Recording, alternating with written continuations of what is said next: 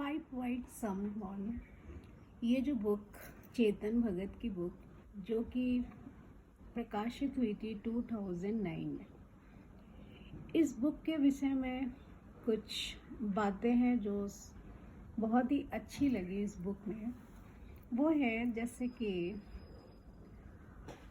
आज की गलाकाट स्पर्धा के युग में कैसे अपनी क्षमता, इच्छा शक्ति और कुछ हासिल करने की सशक्त कोशिश में युवा सफल हो जाते हैं या नहीं हो पाते हैं, इनके मूल संदेश को लेकर के ये बुक लिखी गई थी 2009 में चेतन भगत के द्वारा। अब इस लेखक ने अपने कार्य क्षेत्र में जब पदार्पण किया, स्टार्ट किया, तो उसने अपने एक्सपीरियंस को बहुत ही सरल भाषा में आकर्षक एंड बहुत ही सुंदर वर्ड को यूज़ करके इस बुक का निर्माण किया, और जो कि बहुत ही अच्छी बुक है। इस बुक में कुछ चीज़ें हैं जो कि बहुत ही अच्छी लगी, जैसे कि इससे पहले कि ये बुक में जो शुरुआत हुई थी, इसमें था कि जो लेखक है उसने अपनी बातों को, अपने एक्सपीरियंसेस को इसमें शेयर किया है। इस बुक के बारे में जो लेखक है वो अपने कॉलेज के जीवन के मार्गदर्शन के लिए ही नहीं, इसके अंदर जो विपरीत स्थिति है उसको भी उदाहरण के रूप में उसने यूज़ किया है कि कॉलेज के साल खराब हो सकते हैं या आपकी अपनी सोच ही है कि आप इससे सहमत हैं या नहीं। मैं ऐसे उम्मीद करता हूँ कि यहाँ पर जो लेखक है अपनी मनोदशा को एक्सप्लेन कर रहे हैं, और उसके लेखक का जो दोस्त है उसका नाम आलोक है। आलोक जो पागल है, शायद यह पढ़ने के बाद वे मुझे मार डालेंगे, ये लेखक की सोच है, लेकिन उसकी मुझे चिंता नहीं। मेरा मतलब है कि अगर वो चाहता हो तो वो अपने विचार लिख सकते हैं, लेकिन आलोक तो लिख ही नहीं सकता। और रियान जो दूसरा दोस्त है, वैसे वो तो चाहे या ना चाहे, लेकिन वो बहुत ही आलसी है। इसीलिए ये कहना चाहता है लेखक कि ये मेरी कहानी जो है, मैं जैसा चाहूँ वैसा बनूंगा। तो मैं एक और बात बताना चाहता हूँ। लेखक अपनी बातों को समझाना चाह रहा है कि इस पुस्तक में मैं क्या नहीं बताता। ये अपनी IIT में प्रवेश लेने में मदद नहीं करता। मैं ये सोचता हूँ कि दुनिया में आधे पेड़ों का इस्तेमाल IIT की परीक्षा में प्रवेश करने के लिए बनी गाइड्स में होता है। उनसे भी अधिकतर गाइड बकवास हैं, लेकिन इससे अधिक मददगार होगी।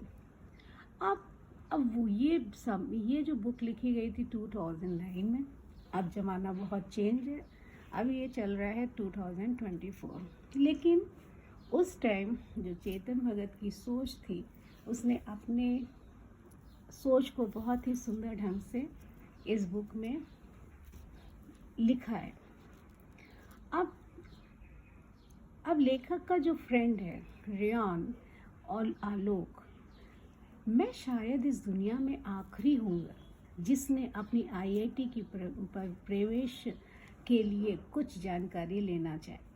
हम आपको यह सलाह दे सकते हैं कि आप अपनी पुस्तकों के साथ 2 वर्ष तक एक कमरे में बंद कर लें और उसकी चाबी फेंक दें। अगर आपके हाई स्कूल के दिनों में मेरी जितने खराब जा सकते थे, वो सब शायद पुस्तकों के ढेर के साथ रहना कोई बुरी विचार नहीं होगा, लेकिन मेरे स्कूल के आखिरी 2 साल बहुत ही खराब थे। और अगर आप भी मेरी तरह अपने स्कूल की बास्केट बॉल टीम के कप्तान नहीं हैं और अपनी गिटार नहीं बजा सकते हैं तो आपके दिन भी उतने ही खराब होंगे, मगर मैं उस चीज़ में वापस नहीं जाना चाहता। ये लेखक की सोच है जो उसने प्रस्तुत किया। मैं सोचता हूँ कि मैंने अपना डिस्क्लेमर बताने के साथ अपने उपन्यास लिखना शुरू कर दिया। इसीलिए मुझे कहीं ना कहीं तो शुरुआत करनी ही थी और मैं इंडियन इंस्टीट्यूट ऑफ टेक्नोलॉजी में अपना मेरा पहला दिन और रेयॉन और आलोक से पहली मुलाकात की बेहतर और क्या हो सकता है। हम हुमायूं हॉस्टल की दूसरी मंजिल पर साथ साथ वाले कमरे में रहते थे। प्रथा के अनुसार आधी रात को सीनियर ने अपनी बालकनी में रैगिंग के लिए घेरा डाला। हम तीनों सावधान खड़े थे। ये लेखक अपनी मनोदशा को एक्सप्लेन कर रहा है कि जब आईआईटी में सिलेक्शन होने के बाद में जो रैगिंग हुई थी उसके विषय में अपने को बता रहा है।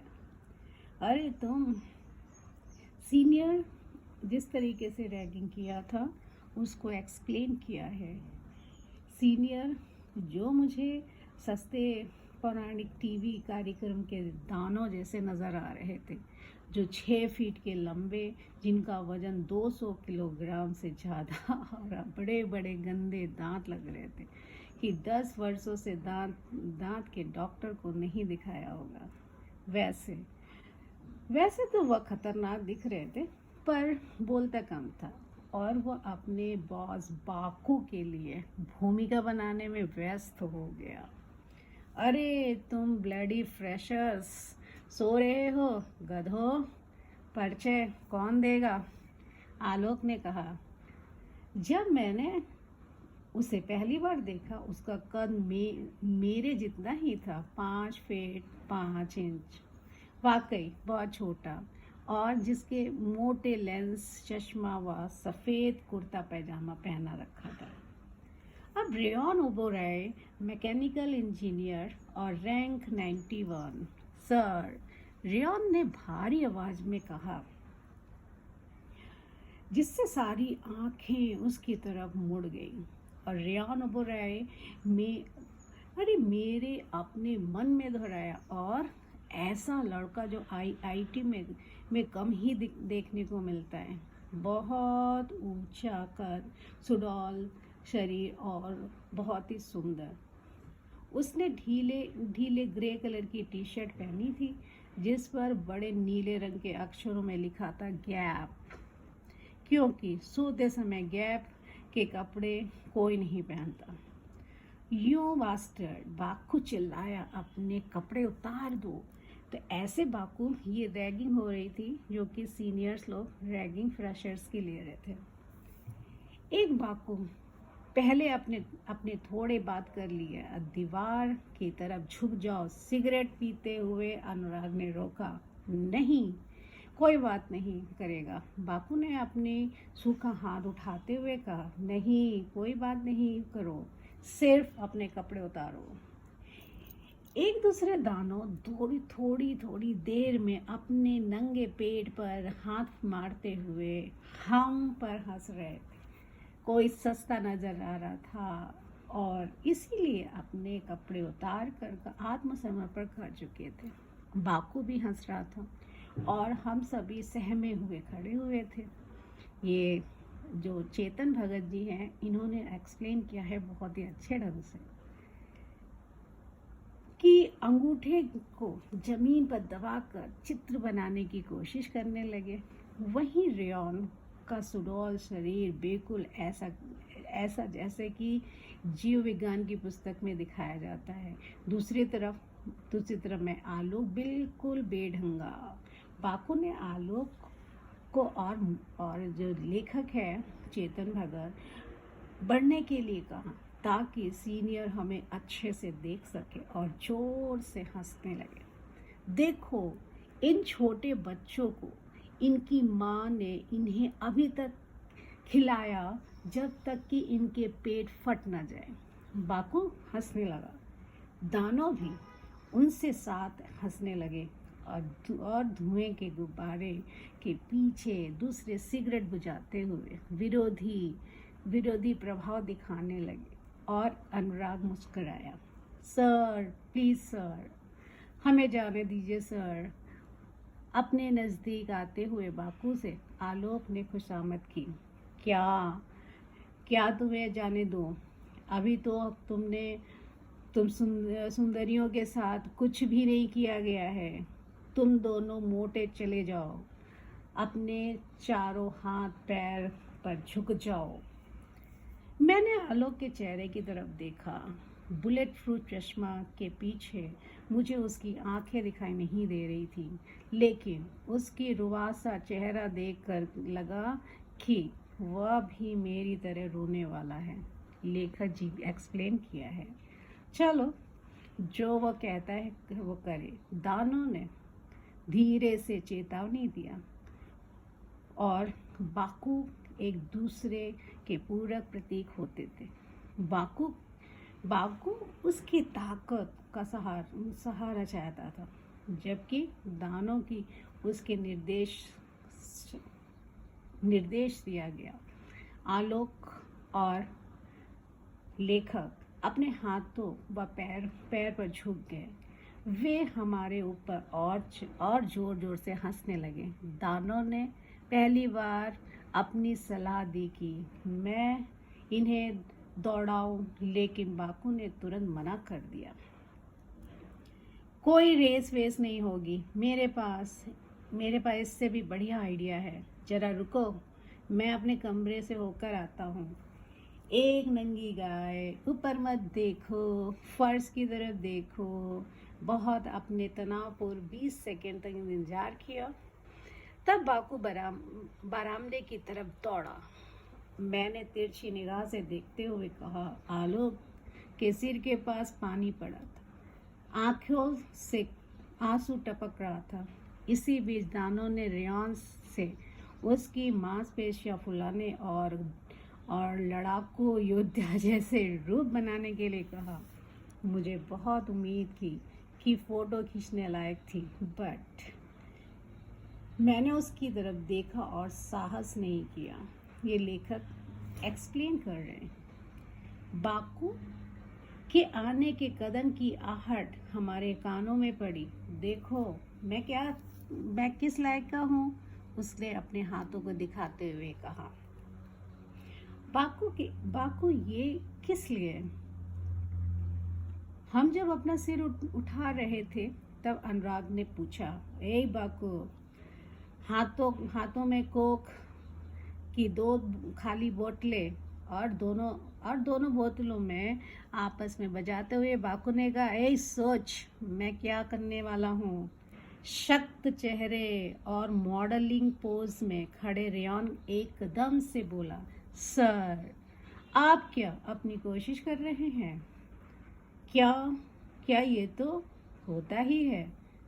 और साले तू कौन होता है पूछने वाला, बाकू चिल्लाया। सर को रेयॉन ने ऊंचे आवाज में कहा। अबे साले, अपनी पुरानी दादागिरी के खिलाफ ऐसा विरोध देखकर बाकू की आंखें फटी की फटी रह गई। जैसे कि बाकू ने बोतल सहित स्थिति में पकड़ ली और रेयॉन ने अपनी मॉडलिंग पोज छोड़कर कूदा। अचानक उसने 2 बोतलों को हाथों में पकड़ा और बाकू के पैर की तरफ उछल पड़ा, जेम्स बॉन्ड स्टाइल में। बोतलें बाकू के हाथ से छूट गई और रेयॉन के हाथ में आ गई। पकड़ो इस सिरफिरे को, बाकू गुस्से में चिल्लाया। इस घटना से दानों चौंक गया और उसे समझ में नहीं आ रहा था कि मैं क्या करूं। सिर्फ उसकी आंखों में बाकू के निर्देश सुनाई दे रहे थे और उससे पूरे अपने लिए आगे बढ़ने लगा। तभी रेयॉन ने बालकनी की छत से दोनों कोक की बोतल को पटक कर मारा और दोनों बोतलें पूरी तरीके से टूट गई थी। रेयॉन बोतलों के टूटे हिस्से को हवा में हिलाने लगा। आ जाओ शैतानों, रेयान ने गुस्से में लाल होकर कहा। बाकू और दानव ने अपने कदम को पीछे कर लिया। अनुराग, जो अभी तक शांत था, अचानक हरकत में आ गया। अरे सब लोग शांत हो जाओ, यह सब क्या हो रहा है? तुम्हारा नाम क्या है? रेयान। अरे आराम से यार, यह सब तो मजाक चल रहा है। मेरे लिए ये कोई मजाक नहीं है, रेयान गुर्राया। यहाँ से निकल जाओ। आलोक और मैंने एक दूसरे की तरफ लेखक ने देखा और उसने बोला कि इसमें आशाएं दिख रही हैं। रेयान को पता है कि वह क्या कर रहा है। मेरा मतलब है कि जरूर वह कोक की बोतलों से अपनी जान बचा रहा था, लेकिन टूटी कोक की बोतल भी बहुत खतरनाक हो सकती है। सुन यार, अनुराग ने बोलना शुरू किया, लेकिन रेयान ने उसके बीच में ही टोक दिया। चलो जाओ यहाँ से, रेयान इतनी जोर से चिल्लाया जिसके झटके से बाकू मानो पीछे की तरफ उड़ गया हो। असल में वह धीरे धीरे पीछे जा रहा था और फिर वह थोड़ा और तेजी से चलने लगा। आखिर में वह इतनी तेजी से चलने लगा कि जैसे हवा में उड़ रहा हो। उसके पीछे पीछे भाग निकलने से अनुराग थोड़ी देर रेयान की तरफ देखता रहा और फिर अपनी दूसरी तरफ देखा। इससे बाकू में रहने, क्या कर रहे हो, कहाँ जा रहे हो? दोनों ने पीछे मुड़कर देखा। अनुराग ने कहा, आलोक, उठो, अपने कपड़े पहनो। और धन्यवाद रेयान, मैं बहुत ही डरा हुआ था। आलोक ने अपना चश्मा साफ करते हुए कहा। होए, जब उसने अपने हीरो रेयान को अपने सामने देखा। यही कारण है कि लोग कहते हैं आदमी को रोना नहीं चाहिए, क्योंकि रोता हुआ आदमी भद्दा लगता है। आलोक का गंदा चश्मा और आंसू से भरा आंखें इतनी दुखदायक थी जिन्हें देख करके आप भी आत्महत्या कर लें। हाँ धन्यवाद रेयान, काफ़ी जोखिम उठाया तुमने। वह बाकू तो बहुत ही गंदा था, लेकिन क्या तुम्हें लगता है कि वो अपने साथ साथ कुछ भी कर सकते थे? क्या पता, शायद नहीं, रेयान ने कंधा हिलाते हुए बोला। मगर तुम कुछ भी कह सकते हो कि कब लड़के एक दूसरे को देख करके कुछ भी गलत हरकतें कर सकते हैं। विश्वास करो कि मुझ पर, जैसे कि बोर्डिंग स्कूल में बहुत कुछ कर चुके हैं। रेयान के कारनामे हमें एक दूसरे से इतनी जल्दी नज़दीक ले आए, जैसे कि फेविकोल का मजबूत जोड़ हो। उसके अलावा हम हॉस्टल में एक दूसरे के साथ वाले कमरे में रहने लगे और वहीं से इंजीनियरिंग विभाग जो था चल रहा था। वहाँ पढ़ाई होती रही, मुलाकात होती रही और जिससे साथ साथ रहने लगे, रिश्ते बनने लगे और सभी लोग एक साथ आ गए। लेकिन अपनी पहली मुलाकात में हमने एक दूसरे को इस टाइप से देखा था जिससे कि कहा जा सकता है कि जो बुरी स्थिति में इंसान होता है उस टाइम जो साथ दे देता है तो वो एक धीरे धीरे बहुत ही अच्छा फ्रेंड बन जाता है। ये 5 पॉइंट समवन जो चेतन भगत की बुक है, इस पे एक मूवी भी बनी थी, 3 इडियट मूवी, जो कि मेरे ख्याल से ज़माने में सभी लोगों ने ही देखी होगी, 3 इडियट मूवी। तो उसमें भी बहुत अच्छे ढंग से इस बुक के बारे में जो स्टोरी है उसको बहुत अच्छे से रिप्रेजेंट किया गया है और बहुत ही अच्छी मूवी बनाई थी इसी बुक 5 पॉइंट समवन बुक पे आधारित, चेतन भगत की बुक पे आधारित।